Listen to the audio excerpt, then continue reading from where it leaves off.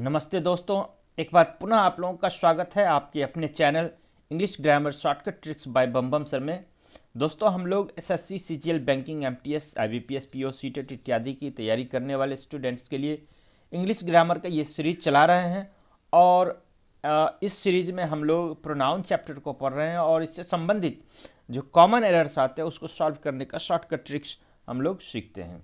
इस सीरीज का 3 वीडियो पहले ही अपलोड हो चुका है। आप ये जो वीडियो देख रहे हैं ये चौथा पार्ट है और इस वीडियो में हम लोग सीखेंगे बहुत ही महत्वपूर्ण टॉपिक जो कि प्रोनाउन का एक पार्ट है और वो है रिलेटिव प्रोनाउन।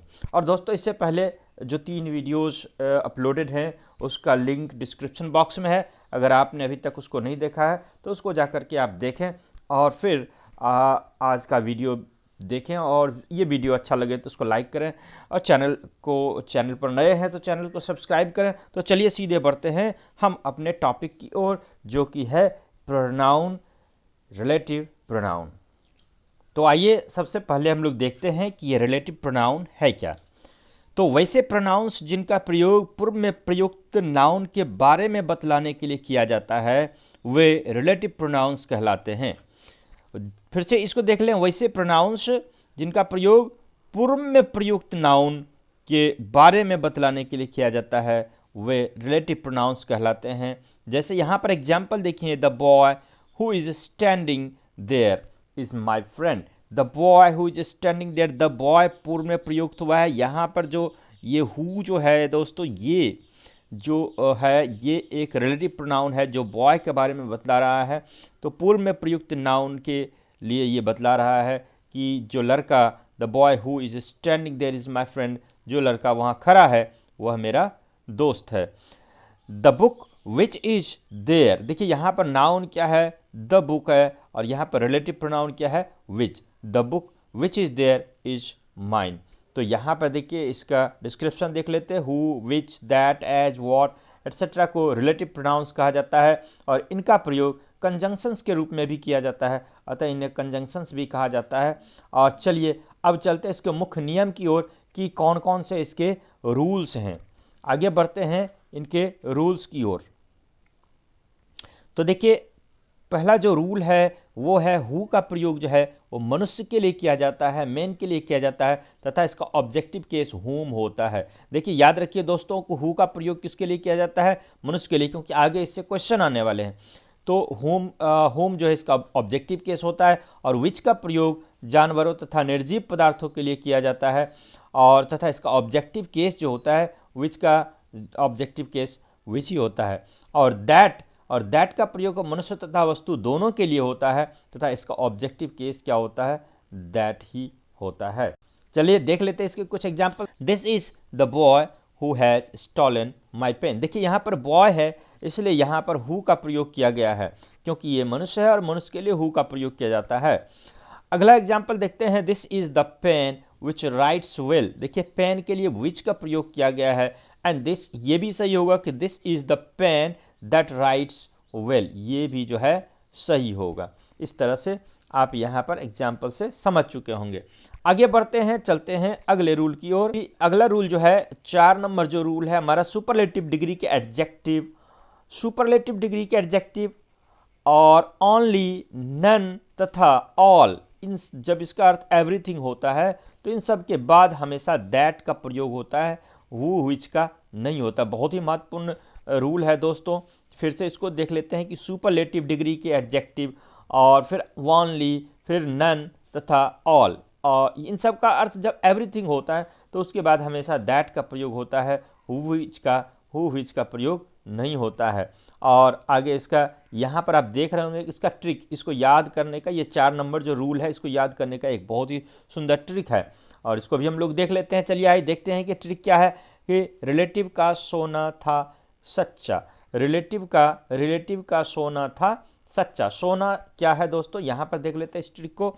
इस सोना ट्रिक को देख लेते हैं दोस्तों। एस से सुपरलेटिव डिग्री, ओ से ओनली, एन से नन और ए से ऑल होता है सोना, SONA, सोना। तो एस से क्या हो गया दोस्तों, फिर से इसको देख लेते हैं इसको कि एस से क्या होता है सुपरलेटिव डिग्री, ओ से ओनली, एन से नन और ए से ऑल। यानी इन सब के साथ क्या प्रयोग होता है, इन सब के साथ दैट का प्रयोग होता है और इसके साथ हु विच का प्रयोग नहीं होता है। जैसे देख लिए दोस्तों, all that glitters is not gold, all के बाद क्या लगा हुआ है, दैट लगा हुआ है। चलिए अगला देख लेते हैं कि द ओनली पेन दैट, देखिए ओनली के बाद क्या आया है, दैट, तो only that I had in my bag was stolen. देखिए Ram is the most obedient, यहाँ पर देखिए सुपरलेटिव डिग्री का एडजेक्टिव यूज हुआ है, तो Ram is the most obedient servant, that का प्रयोग किया गया है यहाँ पर, हु विच का प्रयोग नहीं किया गया, दैट आई एवर हैव। और अगला एग्जाम्पल देखते हैं दोस्तों कि यहाँ पर है, अगला एग्जाम्पल देखते हैं, देयर वॉज नन, यहाँ पर देखिए नन का यूज किया गया है जिसके लिए क्या लगाया हुआ है, दैट, तो there was none that could help me yesterday. और लास्ट रूल जो है वो है सच के साथ, सच जो रिलेटिव प्रोनाउन है, सच के साथ हमेशा एज का प्रयोग होता है, सच्चा फॉर्मूला, तो ये यही जो है सच्चा फॉर्मूला यहाँ पर है, सच के साथ क्या होता है, एज का प्रयोग होता है। चलिए देखते हैं, जैसे यहाँ पर देखिए एग्जाम्पल दिया हुआ है, he is such a man as I hate, he is such a man as I hate, as man के लिए क्या यूज किया गया है, एज का प्रयोग किया गया है, ये सच्चा फॉर्मूला है। ये देखिए सच के साथ एज का प्रयोग होता है। तो इस तरह से दोस्तों आप इन सभी रूल्स को समझ गए होंगे। एक ही ट्रिक है कि एक ही ट्रिक से आपको रिलेटिव का सोना था सच्चा, था सच्चा, देखिए ये क्या हो गया, सोना, एस से सुपरलेटिव डिग्री, ओ से ओनली, एन से नन और ए से ऑल, और था का मतलब हुआ THA, दैट, दैट, और सच सच्चा, तो सच्चा का हो गया सच के साथ एज का प्रयोग होता है। इस तरह से एक ट्रिक से आप बहुत सारे रूल्स को याद कर सकते हैं। आइए अब इससे कुछ क्वेश्चन सॉल्व करके देखते हैं। देखिए यहाँ पर जो पहला क्वेश्चन है, the person which was recommended for the position did not fulfil the prescribed qualification. यहाँ पर क्या प्रॉब्लम है, क्या एरर है वो देख लेते हैं। द पर्सन, और इसके लिए जो रिलेटिव प्रोनाउन आया है वो है विच, जो कि गलत है। यहाँ पर क्या होना चाहिए दोस्तों, यहाँ पर हु होना चाहिए, क्योंकि पर्सन जो है वो यहाँ पर मनुष्य है और मनुष्य के लिए हु का प्रयोग किया जाता है। अगला क्वेश्चन देख लेते हैं, he has lost all what I gave him, और नो एरर। तो यहाँ पर दोस्तों क्या प्रॉब्लम है, देखिए यहाँ पर है ऑल, और ऑल के बाद हमने क्या बताया था, ऑल के बाद दैट का यूज होता है, और यहाँ पर व्हाट का यूज किया गया है जो कि रॉन्ग है।